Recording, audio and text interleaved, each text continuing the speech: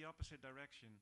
That maybe the NGOs are not so much similar in what they are, but maybe they're more similar in what they are not. So none of them are social movement organizations. None of them have members. None of them directly represent a group of people.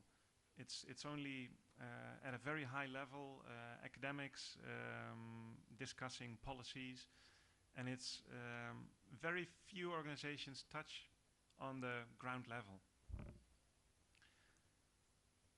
Well, with these topics, I would like to conclude.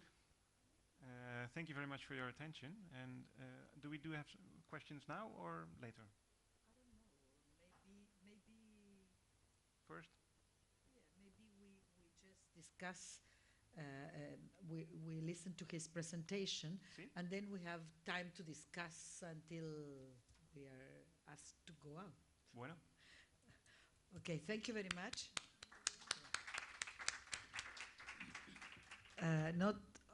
No solamente por su presentación, sino también por las preguntas que nos ha dejado.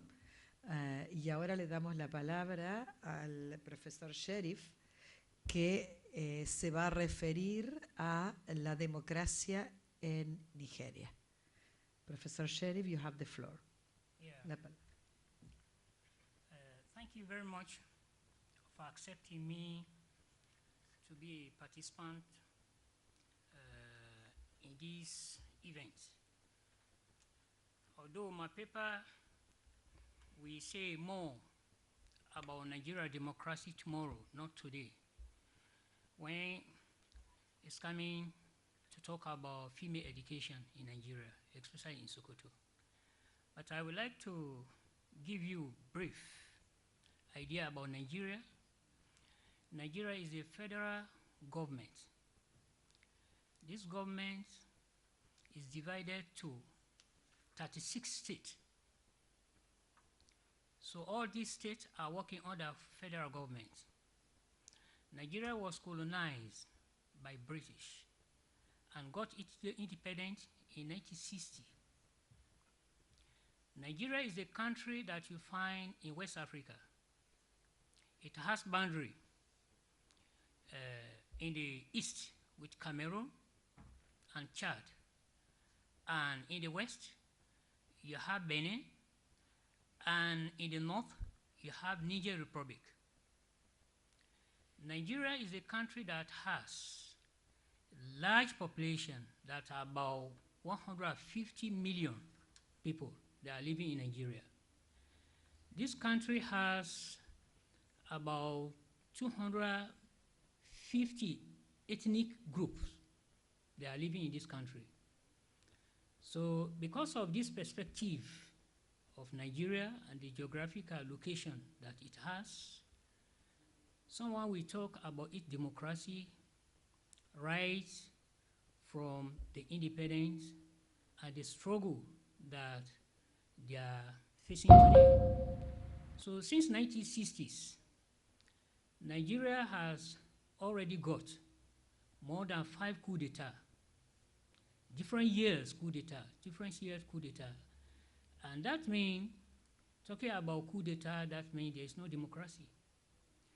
Until 1999, the made election would give authority to Obasanjo that will come as a president. Although that election also, it was criticized by international organizations all in the world.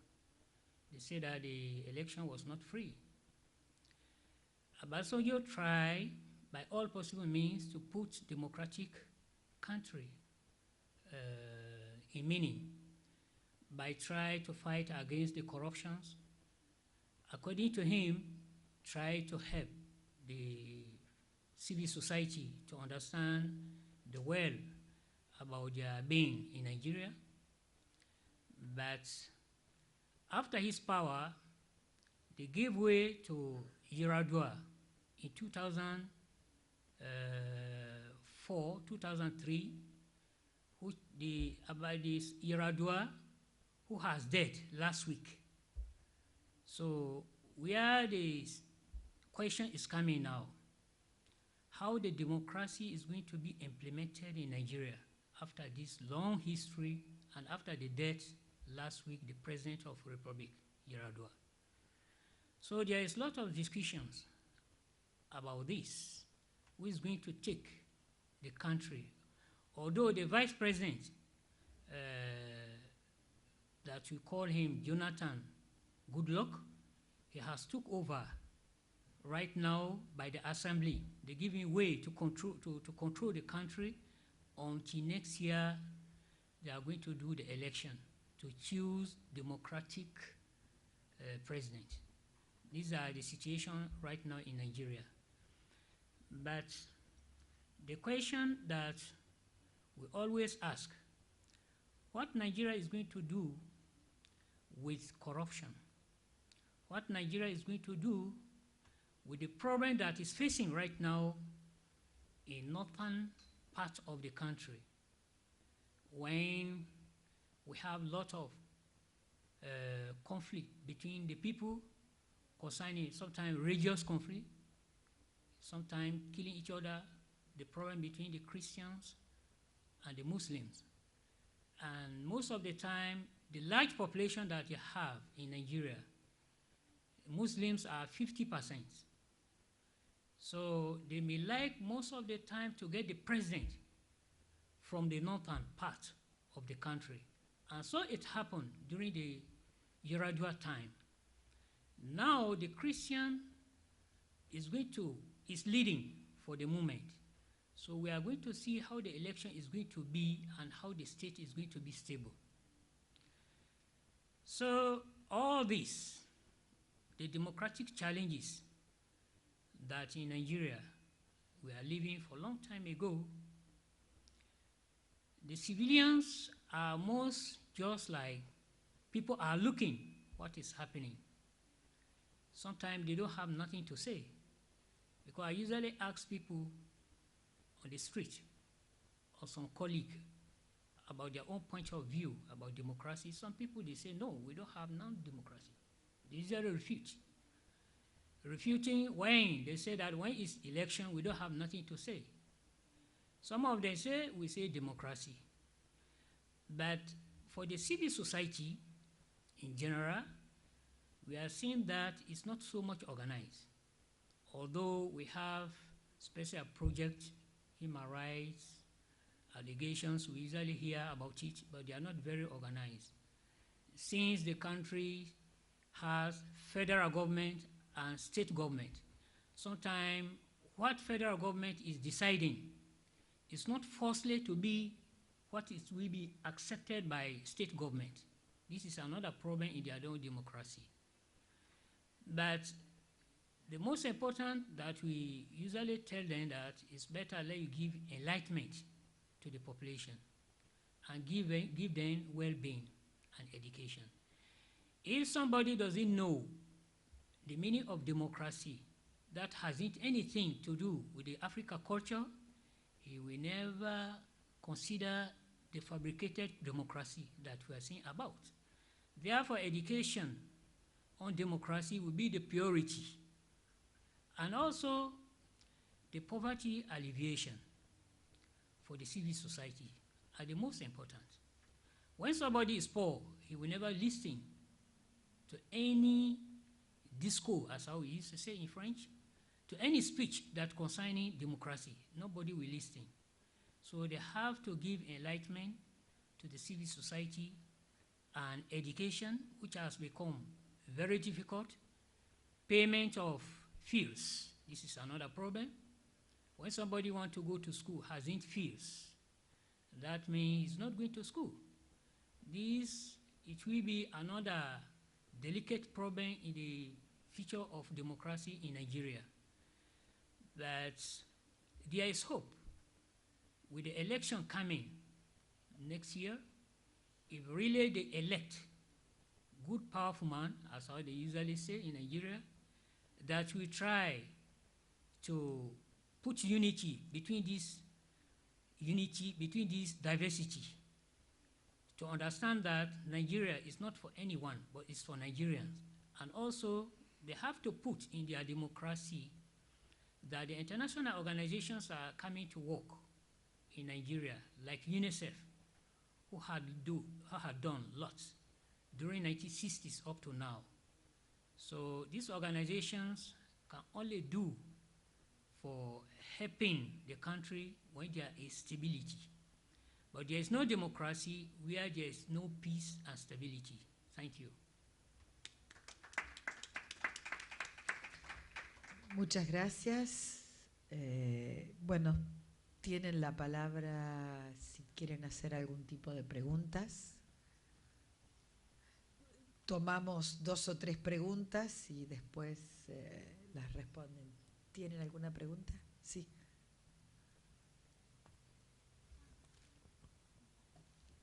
So thank you. This is more a question towards Jelmer, but anyone can also contribute. Maybe I missed it, but can you give an overview of how many of the total of organizations working on democratization receive external aid? If you have more or less an estimation, that's one. And then the second, it's related, is why do you think these social movements and community-based organizations do not receive funding? Besides what you already mentioned, that they do not know how to comply with their requirements and English. If you interviewed government donor officials and you confronted them with this question. Thank you. ¿Alguna otra pregunta? Sí. Me gustaría que me explicara más la persona de Nigeria, ¿por qué tienen miedo los niños de ir a la escuela? Esto del miedo me quedó muy... ¿Por qué tienen miedo los niños?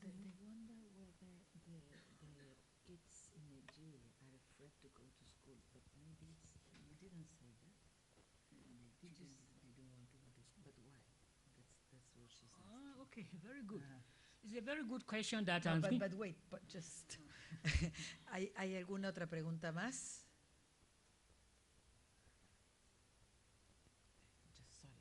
Just we are going to pick up some questions. Yo le quería preguntar al señor de Nigeria acerca de alguna política migratoria, un paneo general.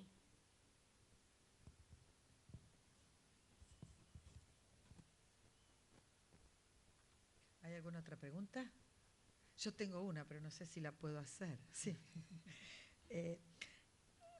Tengo una pregunta en cuanto a si en el caso tanto de Ghana como de Indonesia se vio lo que los países del norte llaman donors fatigue. O sea, esto del cansancio de los donantes respecto a la ausencia de cumplimiento de los contratos, por llamarlo de alguna manera. La segunda pregunta es, ¿por qué eligió estos 2 países, Ghana e Indonesia, como study cases?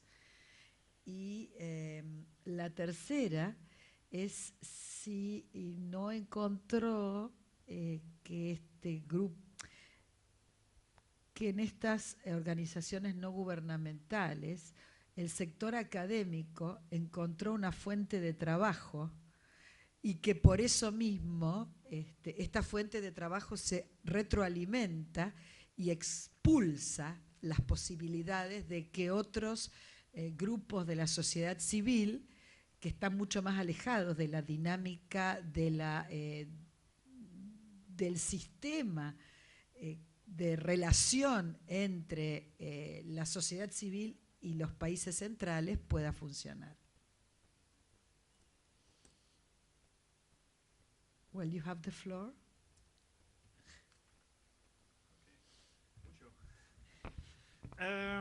Let's start with Selina's questions. First, how many receive funding